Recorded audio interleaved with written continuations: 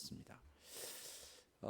그것은 다름 아닌 성경의 주제가 예수 그리스도와 그리고 예수 그리스도의 인격, 그분의 사역 이것과 맞물려 있기 때문에 그렇습니다. 신약의 중심 주제는 여러분 예수 그리스도입니다. 신약의 주된 메시지는 예수 그리스도 그분입니다. 성경은 그걸 이야기를 하는 것입니다. 성경에서 여러분 사업 성공, 진로에 대한 선택 또는 인간관계, 세계 평화 여러분 이런 것을 찾으려고 그러면 좀 곤란합니다. 신약 성경은 무엇보다도 예수님이 누구냐, 예수님이 어떤 분이냐 라고 하는데 중심 주제와 그의 메시지를 담고 있습니다. 한 걸음 더 나아가서 구체적으로 살펴보면 예수님 그분이 메시아라는 것입니다. 구세주라는 것입니다. 이 세상의 구원주라는 것입니다. 그렇게 주장합니다. 이 세상에서는 한 번도 존재한 적이 없는 사람이라는 겁니다. 이 세상에 존재하는 어떤 사람과 비교 불가한 사람이라는 것입니다. 어떤 누구도 이런 분이 없었다라는 거예요. 구체적으로 거론하자면 예수님이 어떤 분이죠? 신입니다. 하나님입니다. 그런데 그분은 또한 참 인간입니다. 이런 존재가 있었습니까? 우리가 알고 있는 공자나 석가나 맹자나 소크라테스나 또는 마호메트 등과 같은 유명한 다른 종교 지도자들 또는 철학자들, 뛰어난 그 어떤 학자들과 비교 대상이 아니라는 것입니다. 전혀 차원이 다르기 때문에 그렇습니다. 적어도 그분들은 자신을 신이라고 하나님이라고 이야기한 적은 없지 않습니까? 적어도 그분들은 자신이 구원이라고 나를 믿어야지만 구원받을 수 있다고 말한 적은 없습니다. 예수님은 자신을 하나님이라고 말하고 구원이 자신에게 달려있다고 주장합니다. 예수님의 이 엄청난 주장과 메시지를 우리는 맞닥뜨렸습니다. 성경이 그걸 선포하고 예수님을 믿고 따르고 목숨 걸던 자들이 그것을 전해주고 우리에게 알려줬습니다. 그러니까 지금 여러분들은 그것을 들었습니다. 그러니까 그 앞에 지금 직면에 있는 겁니다. 이제 선택은 저와 여러분의 몫이지요. 우리는 예수님의 이러한 주장과 이 메시지에 대한 중대한 인생의 질문을 던져야 합니다. 진짜 그런 거 아닌가? 여러분 어떻게 보면 여러분들의 인생사의 최대 관심사를 여기에 두어야 합니다. 왜냐하면 이것이 여러분의 생명을 좌우하고 여러분의 영원이 여기에 달려있기 때문에 그렇습니다. 이 일에 예수님께서는 한 가지 팁을 주셨습니다. 그게 뭐냐면 6절의 말씀입니다. 누구든지 예수님으로 인하여 실족하지 아니하는 자는 복이 있다. 누구든지 나로 인하여 실족하지 않는 자는 복이 있다라고 예수님 말씀했습니다. 걸려 넘어지지 마시기를 주의 이름으로 축복합니다. 이런 말씀을 듣고 있을 때는 아멘 하죠. 네, 그렇다고 생각합니다. 그런데 말씀이 끝나고 나서 또 이제 밥을 먹고 집을 딱 나서는 순간, 운전대를 딱 잡는 순간 그런 거는 다 어디 간데 사라지고, 그런데 그렇지만 하면서 현실적인 그런 이야기들을 우리는 흘려 그렇게 말을 합니다. 무엇이 문제일까요? 예수님은 좋은데, 친구 따라서 교회 오는 것은 좋은데 걸리는 것이 있는 거죠. 한 3가지 정도가 있는 것 같아요. 예수님에 대해서. 첫 번째로 걸리는 것은 지난번에도 말씀드렸던 지난 주일에 함께 생각해보고 살펴보았던 예수님의 인격에 대한 부분입니다. 예수님이 하나님이라고, 예수님이 하나님이신 그분이 인간의 몸을 입고 이 땅에 성육신했다고, 예수님께서 남자를 알지 못하는 동정녀 마리아에게서 탄생하셨다고, 그렇게 성경은 이야기를 하고 있습니다. 예수님이 신이시고 동시에 인간이신 것 처음부터 걸려 넘어집니다. 처음부터 예수님 믿는 게 쉽지가 않습니다. 여기까지는 지난주에 나누었던 말씀이고요. 오늘은 그 다음 2번째와 3번째를 한번 걸려 넘어질 그러한 내용들을 살펴보려고 합니다. 2번째 걸려지는 것은 무엇일까요? 예수님이 행하신 일 때문에 걸려집니다. 특히 예수님이 행하신 일 중에 예수님의 십자가의 죽음에 대해서 우리는 늘 마음에 불편합니다. 예수님이 십자가에 죽으셨다는 사실은 신약 시대에, 지금이 아닌 예수님 당시 시대에 굉장히 큰 걸림돌이었습니다. 베드로는 주는 그리스도시요 살아계신 하나님의 아들이십니다. 이렇게 고백까지 해놓고서 예수님께서 나 이제 죽으러 간다 라고 이야기를 하니까 뭐라고 말합니까? 예수님, 결코 그런 일이 있을 수 없나이다. 내가 그런 일이 일어나지 않게 하겠습니다. 라고 말했던 자가 베드로였습니다. 예수님의 죽음에 대해서 베드로는 원하지 않았습니다. 베드로뿐만 아니라 예수님의 제자들 모두가 다 이 예수님의 죽음에 대한, 십자가의 죽음에 대한 문제에 있어서 다 걸려 넘어졌습니다. 예수님의 십자가의 죽음에 대해서 다 이해하지 못했습니다. 그러다 보니까 예수님께서 죽음에 대해서 이야기를 하고 부활에 대해서 이야기하고 그리고 마지막 이제 예루살렘으로 올라가자 그러는데 그 마지막 올라갈 때 어떤 일이 일어났습니까? 제자들끼리 저들끼리 막 나는 오른편, 너는 왼편 하면서 자리 다툼을 해뜨렸습니다. 그리고는 예수님께서 겟세마네 동산에서 체포당하실 때에 전부 다 도망가 버렸습니다. 제자들은 그야말로 예수님이 십자가에 못 박혀 죽으시고 부활하신 이후, 성령을 받고 난 이후에야 예수님의 죽음에 대해서 이해할 수 있었고, 그들이 쓴 서신서들을 보면 예수님의 십자가의 죽음의 의미를 그제서야 전파하고 있고 가르치고 있고 말하고 있는 것을 우리는 볼 수 있습니다. 이만큼 제자들조차도 예수님의 죽음을 원하지 않았고, 죽음이 무슨 이유인지, 왜 죽어야 하는지 원하지 않았고 바라지 않았고 거기에 다 넘어졌습니다. 사도 바울은 고린도전서 1장 23절에 뭐라고 표현하고 있냐면, 우리는 십자가에 못 박히신 그리스도를 전하니 유대인에게는 꺼리끼는 것이요 헬라인에게는 미련한 것이로되 라고 표현을 하고 있습니다. 여러분, 유대인들에게는 이게 꺼리끼는 것이다 라고 그렇게 말하고 있습니다. 왜 그럴까요? 여러분, 유대인들에게 있어서 십자가 처형이라고 하는 것은 저주받은 일입니다. 나무에 달린 자마다 다 저주받은 자입니다. 저주라고 하는 것은 하나님께 버림받았다 이 말입니다. 여러분, 메시아가 하나님께 버림받아서 저주받아 저 나무에 달렸는데 그거를 메시아로 믿을 수 있겠습니까? 그거는 꺼리낌일 수밖에 없는 거예요. 그건 걸려 넘어질 수밖에 없는 일이에요. 유대인들에게는. 유대인들에게 메시아는 다윗보다 더 위대한 왕이지 않습니까? 그런 메시아가 하나님의 버림을 받아서 저주받아 십자가에 못 박혀 죽는다고요? 말도 안 되는 일인 것이죠. 둘째로, 이방인들한테는 왜 미련한 일일까요? 이게 왜 예수님의 십자가의 죽음이 이 이방인들한테는 미련한 일일까요? 여러분, 이방인들, 특히 헬라인들은 굉장히 사색을 좋아합니다. 굉장히 철학에 관심이 많습니다. 그러므로 이 헬라인들에게 있어서의 구원은 인간이 어떠한 것을 연구하고 깨달아서 이해한 결과로서 주어지는 것이 구원이라고 생각했습니다. 그래서 그들은 인생에 대해서 논하고 삶에 대해서 이야기하고 이 지구에 대해서 논하고 그런 사색과 그런 철학들을 즐겼고 좋아했습니다. 그런데 그러한 그들에게 이 예수 그리스도의 십자가는 말도 안 되는 거예요. 왜요? 여러분, 아무런 내가 원하지도 않았는데 왜 예수가 나를 위해 죽어요? 왜 다른 사람을 위해서 왜 십자가에 죽냐고요? 그거는 굉장히 불공정한 것입니다. 부도덕한 일이에요.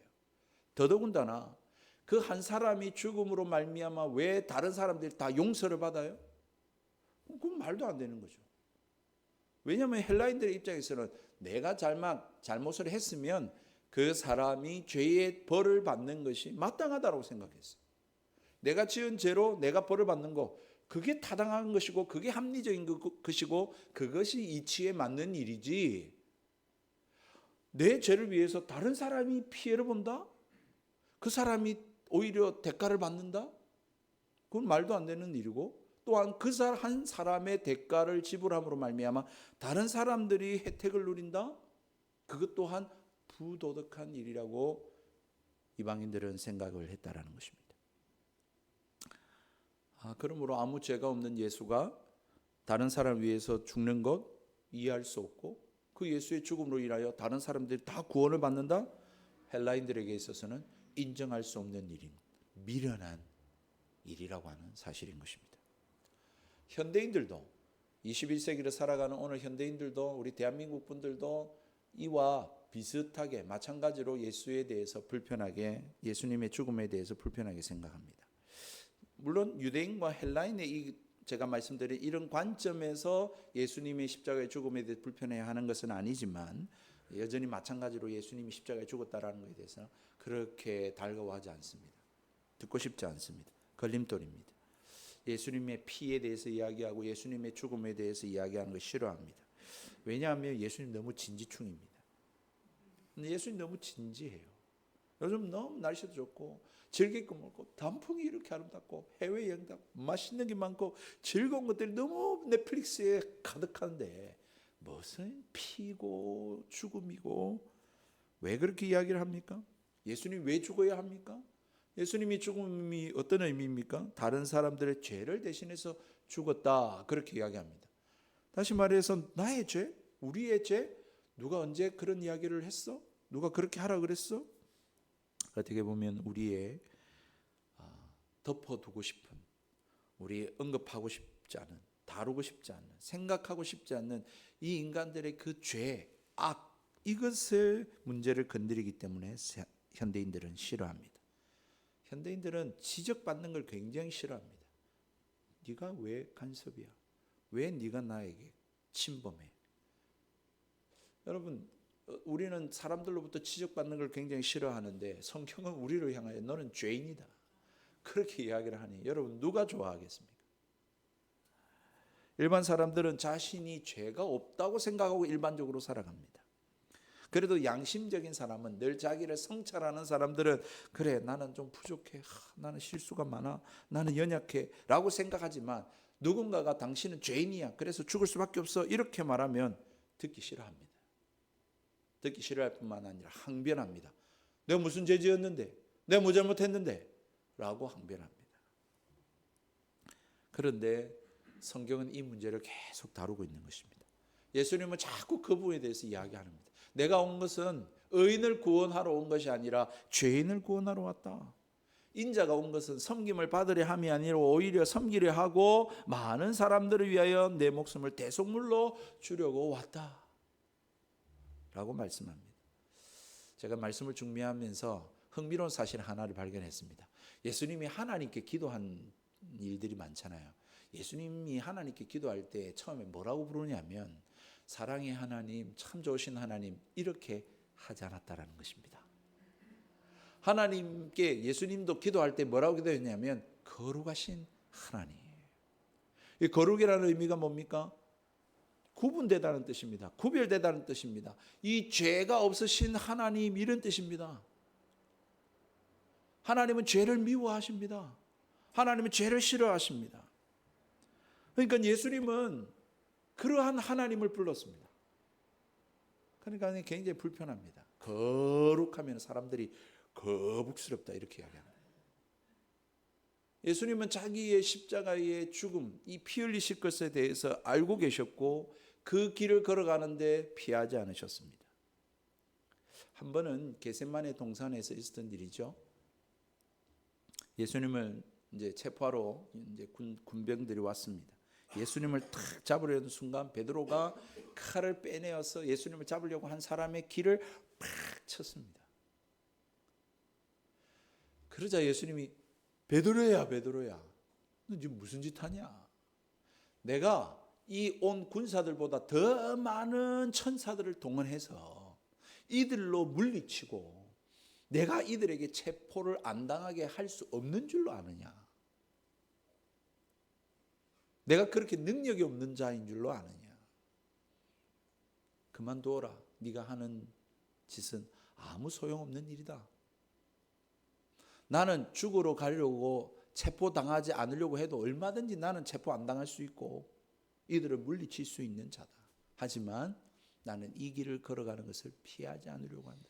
그만두어라. 그래서 칼을 내리쳐 기가 떨어졌잖아요. 말고라고 하는 사람의 기가 떨어졌어요. 그 말고의 길을 예수님 붙여주시죠. 여러분, 예수님께서는 이 길을 가는 것을 피하지 않으셨습니다. 이 길을 가야 하는 것을 알고 계셨습니다. 예수님 역시 원하는 일은 아니었습니다. 겟세마네 동산 이 체포당하는 이 앞에 예수님 기도할 때에 하나님 아버지 할만하시거든, 하실 수 있거든, 뭐 이런 것 아니겠습니까? 하나님 이 잔을 내게서 지나가게 하옵소서라고 기도하셨습니다. 그러나 이 길 외에는 다른 길이 없었습니다. 저와 여러분의 죄를, 이 현대인들의 이 인간의 모든 죄악을 사할 수 있는 방법은 그 어떤 것도 없었던 것입니다. 예수님이 십자가에 나아가셔서 죽어 그 피 흘리시는 이 일 외에는 다른 방법이 없었습니다. 결코 피할 수 없는 일이었고 인류 구원을 위해서 절대적인 길이었기에, 유일한 길이었기에 예수님께서는 그 길을 마다하지 않으셨습니다. 그리고는 십자가에 못 박혀 죽으실 때 예수님이 다 이루었다 라고 말씀하셨죠. 뭘 이루었다는 겁니까? 예수님이 그 비참하게 처참하게 벌거벗겨 십자가에 못 박혀 죽었는데 뭘 이루었다는 것입니까? 네, 우리 모든 인간이 지은 해결할 수 없는 그 죄에 대한 문제, 그 죄에 대한 문제를 예수님께서 해결하셨다라고 하는 사실을 말씀하고 있었던 것이죠. 제자들은 이러한 예수님의 죽음에 대해서 이해할 수 없었고, 예수님 부활하시고 성령 받고 난 이후에야 깨닫고, 사도행전과 그 이후의 선지들을 보면 그렇게 예수님의 죽음에 대해서 이제 참된 의미를 발견하고 소개하고 증거하고 있는 것을 우리는 보게 됩니다. 사랑하는 성도 여러분, 우리는 인정하지 않을 수 있지만 우리 안에 있는 그 죄와 악으로 말미암아서 우리는 하나님을 보지 못합니다. 사실 하나님을 보지 못하는 이유는 우리의 죄악 때문에 그렇습니다. 하나님은 거룩하신 분이십니다. 죄와 함께 할 수 없는 분이십니다. 죄를 미워하시는 분이십니다. 죄의 대가는 사망, 죽음입니다. 이 죽음은 육신적인 죽음을 말하기도 하지만 사실은 이미 죽은 영적 죽음을 포함하고 있는 내포된 단어가 죽음입니다. 현대인은 이미 영적으로 죽은 상태에 있습니다. 그러므로 말미암아 하나님으로부터 단절되어 있고 하나님의 사랑으로부터 끊어져 있기 때문에 하나님을 뵐 수가 없습니다. 그렇게 살아가고 있는 것입니다. 다만 시한부 인생처럼 어떤 사람은 100세, 어떤 사람은 80세, 어떤 사람은 30세, 그거는 우리가 정할 수 없고 우리가 알 수 없지만 어쨌든 인간들은 하나님을 보지 못한 채, 하나님을 알지 못한 채 육신의 죽음을 향해 나아가고 있을 뿐인 것입니다.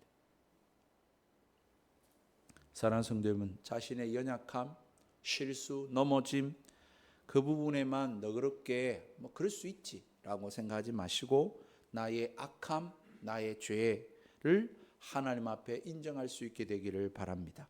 그리고 내 주변에, 내가 당장 당한 일은 아니지만 내 주변에 일어나고 있는 죽음과 앞으로 내 앞에 닥칠 그 죽음에 대하여 여러분들이 현실적으로 직시할 수 있게 되기를 바랍니다. 그걸 보십시오. 난 언제 어떻게 죽을지 모르는 죽음 앞에 놓여 있는 자입니다. 그거를 직시하시고 이 모든 문제를 가지고 예수님 앞에 나아갈 수 있게 되기를 주님의 이름으로 축복합니다. 그래서 물으십시오. 여러분, 마지막으로 세 번째, 예수님은 참 좋은데 걸리는 것, 마지막 한 가지가 뭐냐? 예수님이 하시는 일이 걸립니다. 어떤 일을 하시고 예수님은 어떤 일을 하지 않으셨어요. 근데 그게 우리한테 걸림이 돼요. 무슨 말인가 하니까 세례 요한의 이 예수님 제자들을 보내어서 예수님께 질문한 이 질문에도 저는 그것이 포함되어 있다라고 생각합니다. 예수님, 오늘 본문의 2절에 보면 뭐라고 표현하냐면 요한이 옥에서 그리스도께서 하신 일을 듣고 제자들을 보내었다고 말하고 있죠. 예수님에 대해서 분명히 들었는데 왜 제자들을 보낼 필요가 있었을까? 그리고 하는 질문이 뭐예요? 우리가 기다리는 분이 당신입니까? 아니면 다른 일을 기다려야 합니까? 라고 하는 질문을 던졌다는 말이에요. 세례 요한이 옥에서 가만히 예수님에 대한 이야기 소문들을 막 듣고 있는데 뭔가 해결되지 못하고 뭔가 이렇게 해소되지 못하는 게 있습니다. 그리고는 제자들을 보내어서 묻습니다. 당신이 진짜 메시아 맞습니까? 아니면 다른 사람 기다려야 됩니까? 라고 묻는 거예요. 왜 그랬을까? 그 질문에 내포되어 있는 함이 뜻이 뭐가 있을까? 여러분 우리가 한번 생각해 보자라고 하는 것이죠. 세례 요한은 공의와 정의를 부르짖다가 옥에 갇혔습니다. 바른 소리 하다가 옥에 갇혔다고요. 여러분 예수님에 대해서 많은 사람들이 어떻게 여겼냐면 왕으로 모시려고 했습니다. 보리떡 5개와 물고기 2마리 사건 이후에 사람들은 그를 왕으로 살렸어요. 메시아, 왕, 예수 하면서 막 부추겼어요.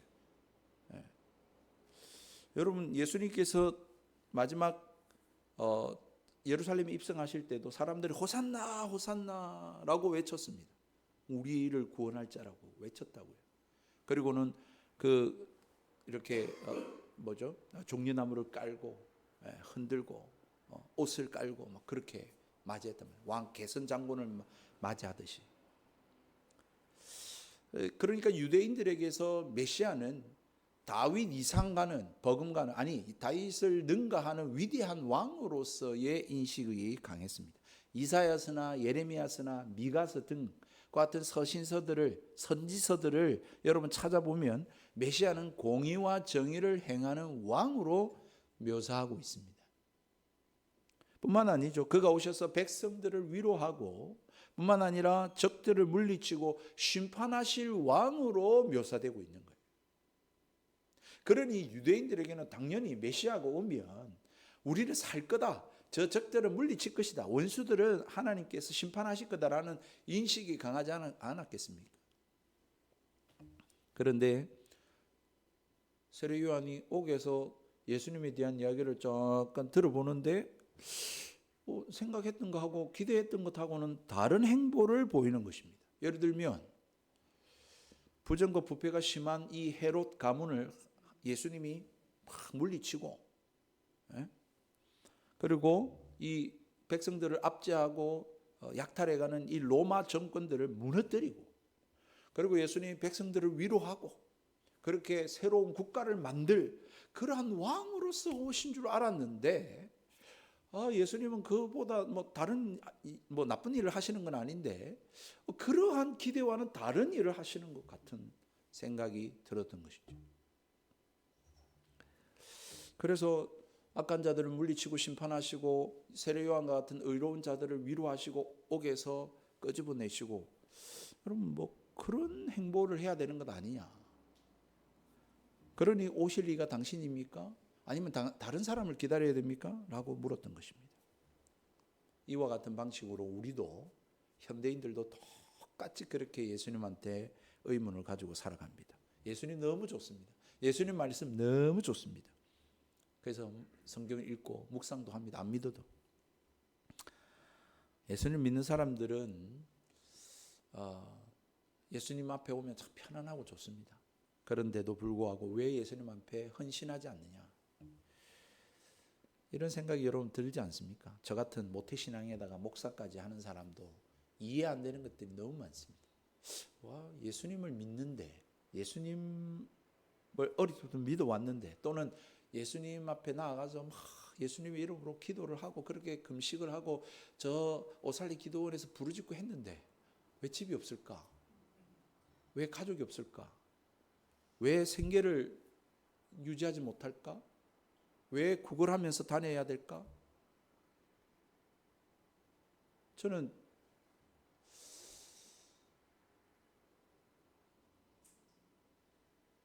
어제 밤을 좀 설쳤습니다. 저는 참 기독교가 나쁜 짓을 많이 했다 생각합니다. 저는 목사들이 참 잘못 가르쳤다고 생각합니다. 여러분 예수 믿으면 그런 일 없어야 되지 않아요? 진짜 예수님 믿으면 가난에서 벗어나고 질병에서 해방되고 세상에 말입니다. 보란 듯이 그렇게 잘 살아야 되는 것 아닌가? 예수님 믿는데 왜 가난하고 병들고 가정이 깨어지고 왜 삶이 엉망이 되는가? 참 이해할 수 없는 일입니다. 교회는 언급하지 않겠습니다. 지금 제가 간판을 달고 나서 낯선 분 2분이 오셨어요. 한 분은 집이 없는 분이고 한 분은 막 교회가 왜 그렇고 목사들이 왜 그러냐고 막 그렇게 욕을 하세요. 할 말이 없었습니다. 복음을 전해준 기독교 국가들 한번 보실까요? 역사 속에서 보면 이 예수님을 믿는 기독교 국가들이 왜 약탈을 하는지 모르겠어요. 왜 식민지를 하고, 왜 사람을 죽이고, 왜 전쟁을 하고, 왜 갑질을 합니까? 예수님이 하나님의 아들이시라면 와서 전쟁을 종식시키고 가난한 자들을 구제하고 그래야 되는 거 아닙니까? 조금만 더 이야기할게요. 예수님이 오신다고 해놓고는 지금 2000년이 지났습니다. 저는 빨리 왔으면 좋겠는데 왜 아직도 안 오시는 겁니까 도대체? 살만하면 안 오셔도 되죠. 그런데 죄악이 가득하고 지금도 전쟁이 가득하고 여러분 그 전쟁에 보십시오. 동원된 사람들은 무슨 죄입니까 그게?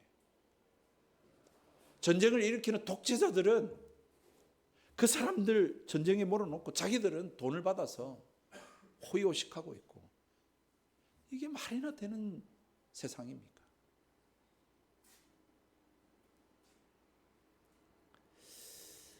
참 성경에 하나님이 기도하면 응답하신다고 말씀하셔서 기도하는데 왜 나는 응답을 받지 못하는 것 같을까? 오랫동안 우리 남편과 아이들과 우리 가족들을 위해서 그렇게 기도했는데 왜 이렇게 아직도 응답이 없고 변화가 없는가? 왜 그렇습니까? 여러분 이와 같은 질문들이 세례 요한과 그의 제자들 그리고 유대인들이 예수님께 대한 기대와 그리고 예수님께 대한 그 반응을 담고 있는 그러한 내용과 같다라는 거예요. 세례 요한과 유대인들은 그랬던 거죠. 예수님 왔는데 왜 저 헤롯 저 못된 갑질하는 저 횡포를 부리는 저 왕가를 왜 무너뜨리시지 않지? 왜 공의와 정의를 부르짖은 이 감옥에 갇혀있는 세례 요한을 왜 풀어주시지 않지 예수님이? 왜 저 로마의 정권을 무너뜨리고 왜 우리 이 유대 나라를 다시금 천국과 같은 유대 나라를 세우시지 않지? 그런 질문들을 할 수밖에 없는 거죠. 여러분 예수님께 이러한 질문들을 던지게 되는 근본적인 요원은 몇 가지만 생각해 보십시오. 한 3가지 정도만. 첫 번째는 여러분 메시아를 잘 몰라서 그렇습니다. 메시아에 대한 자기가 가진 선입견이 있고 편견 때문에 그렇습니다. 여러분 우리는 성경을 통해서 정확하게 메시아가 어떤 분인지를 알아야 됩니다. 그렇지 않으면 우리가 하나님은 어떤 분이어야 돼? 교회는 어떠해야 돼? 기독교는 어때야 되라고 하는 내가 만든 선입견과 편견 속에 사로잡힐 수 있어요. 누가 말한 것을 듣든지 간에. 그렇게 되면은 하나님을 내가 재단하는 거죠. 기독교를 내 기존 내 안경을 쓰고 그렇게 보니까 그렇게 보이는 거죠. 그런 문제가 발생을 하는 것입니다. 우리가 생각하는 내가 생각하는 그 틀과 거기에 딱 맞아떨어지지 않으면 왜 이래? 라고 하는 그러한 걸림돌이 된다는 것입니다. 두 번째 생각해 볼 것은 기독교 신앙과 이 성경이 어느덧 기복적인 종교가 되어버렸기 때문에 그렇습니다. 마치 다른 말하면 우리가 사는 세상에 기독교만 있지 않잖아요. 다른 종교도 있잖아요. 다른 종교에서 하듯이 기독교를 그리고 하나님을 성경을 그렇게 바라보니까 이상한 거예요. 다른 신들은 갖다 바치고 이렇게 하면 되는 건데 기독교는 뭐가 복잡해. 그렇잖아요. 탑돌이를 100번 하면 된다. 예를 들어서 다른 종교는 그걸로 하면 끝나잖아요. 근데 우리는 그것만 해서 끝나는 게 아닌 거예요. 우리는 하나님 말씀대로 살아야 돼. 이방 종교들과 같은 형태로 하나님과 기독교 진리를 대하기 때문에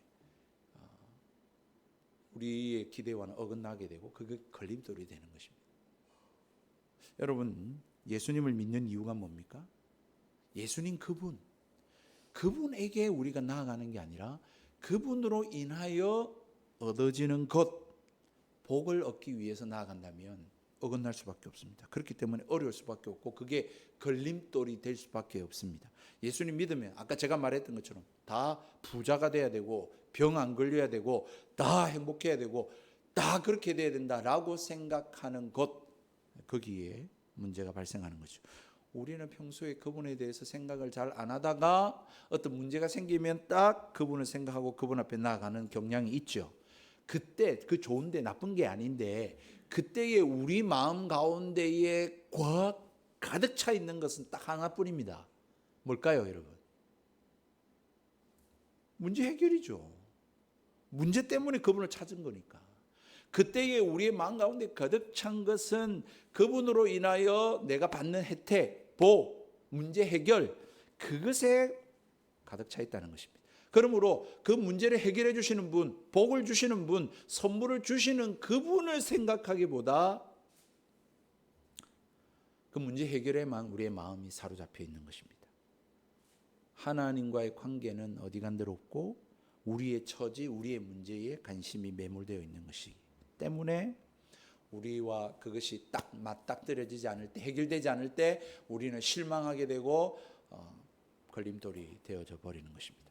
마지막 세 번째 걸림돌이 되는 원인을 생각해 보면 우리가 너무 이해할 수 없는 초월적인 일까지 우리의 수준에서 그걸 다 이해하려고 하고 우리가 다 납득하려고 하는 시도를 하고 있다는 것입니다. 여러분 다 압니까, 여러분? 세상의 원리 다 알아요? 이 우주가 생성된 여러분 빅뱅을 다 이해하세요? 와, 여러분 진짜 아니 나는 영화를 보면서도 이해하지 못하는 아직도 이해하지 못하는 영화들이 좀 있어요. 여러분 그런 과학적인 것들에 대해서 우리는 다 이해하려고 합니다. 다 알려고 합니다. 그게 다 납득이 되어야 믿으려고 합니다. 그런 시도는 여러분들 좀 죄송하지만 여러분 내려놓으셔야 됩니다. 그런 것 때문에 여러분들이 하나님 앞에 나아가는데 걸림돌이 되는 거예요. 어린아이가 진짜 막 수염이 턱수염이 막 나 있는 거 보면서 나도 저 턱수염 나고 싶은데 여러분 그거는 시간이 필요해요. 그 나이가 들어야 돼요. 그렇지 않습니까? 그죠? 우리의 이해를 초월하는 일을 우리가 다 이해하려고 하는 것, 그건 어리석은 것입니다.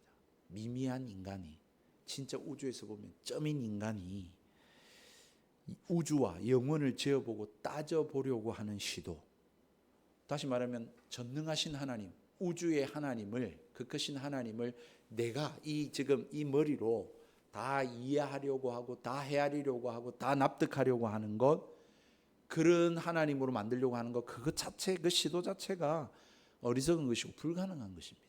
우리 인간은 유한한 존재입니다. 우리는 한계를 지닌 존재입니다.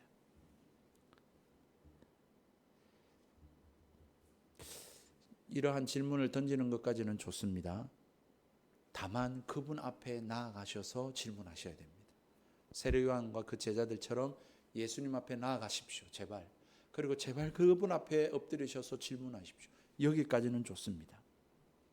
그리고는 그분의 대답을 우리가 꼭 마음에 새겼었으면 좋겠습니다.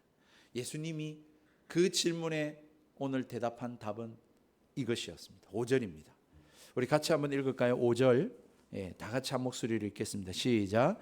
맹인이 보며 못 걷는 사람이 걸으며 나병 환자가 깨끗함을 받으며 못 듣는 자가 들으며 죽은 자가 살아나며 가난한 자에게 복음이 전파된다 하라. 아멘. 여러분 믿으시기를 바랍니다. 여러분 다 이해할 수 없고 다 납득할 수 없고 여러분 그렇습니다. 내 어떤 선입견, 편견, 내 기준과 이것이 딱 맞닥뜨리지 않는 일들이 있습니다만은 그럼에도 불구하고 여러분 이것이 걸림돌이 되지 말아야 할 것은 분명한 사실만 붙들어도 충분하기 때문에 그렇습니다. 분명한 사실은 뭡니까? 예수님이 역사적으로 2000년 전에 이스라엘 땅에 태어나신 분이라고 하는 사실이고 그분이 사역을 하셨는데 그분이 정말 못 보던 자를 보게 하시고 안전병이를 일으키시고 나병 환자를 깨끗게 하시고 여러분 죽었다가 사흘 만에 다시 살아나셨다고 하는 사실만큼은 분명한 것입니다. 그것으로 예수님을 믿는데 충분하다라는 것입니다. 여러분 이 성경으로 돌아가셔야 됩니다. 적어도 마태, 마가, 누가, 요한이 기록한 이 사복음서, 그의 스승을 우상화하고 신격화하는 그런 글이라고 폄하하는 그 사람들의 말 속에도 여러분 분명히 붙들 수 있는 것은 이분들은 이 예수님을 믿고 죽었습니다. 이분들만 그런 것이 아니라 이분의 증거를 따르는 많은 사람들이 예수를 붙들고 목숨을 바쳤습니다. 가정도 함께 그의 인생 전부를 다 바쳤습니다. 그분을 증거하기 위해서. 그러면 그분들의 그 숭고한 죽음에 대해서 여러분 적어도 여러분들이 좀 고민해 볼 필요는 있지 않습니까? 왜 저 사람들은 왜 예수 때문에 죽었나? 왜 예수를 저렇게 전하려고 했나?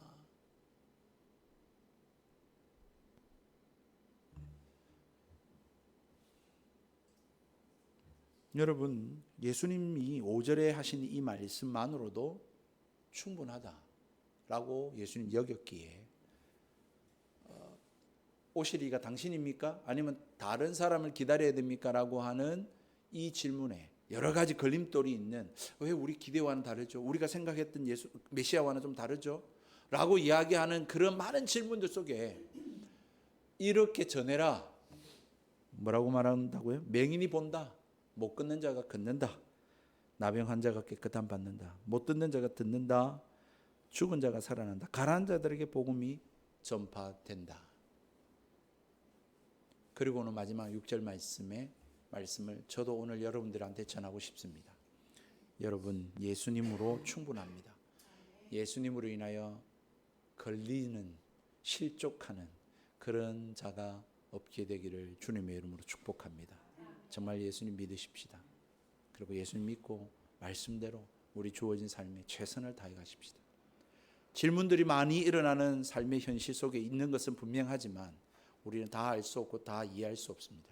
세상 사람도 세옹지마라고 하는 그 북변의 말 한마리를 가진 그 노인의 이야기를 통해서 우리에게 전해주고 있습니다. 성경이 아니더라도 우리 앞일은 우리가 장담할 수 없고 모릅니다. 더더군다나 전지전능하신 이 세상을 창조하신 그 하나님이 이 세상을 운행하시는데 하루가 천년 같고 천년이 하루 같으신 그분 앞에 여러분 다 이해하려고 하지 말고 다 납득하려고 하지 말고 질문은 하시되 그분 앞에서 질문하시고 정말로 하나님을 기다리고 하나님을 따르고 그렇게 해서 마침내 그분을 만날 수 있게 되기를 주님의 이름으로 축복드립니다. 우리 그렇게 살아가는 저와 여러분 되기를 주님의 이름으로 소원드립니다.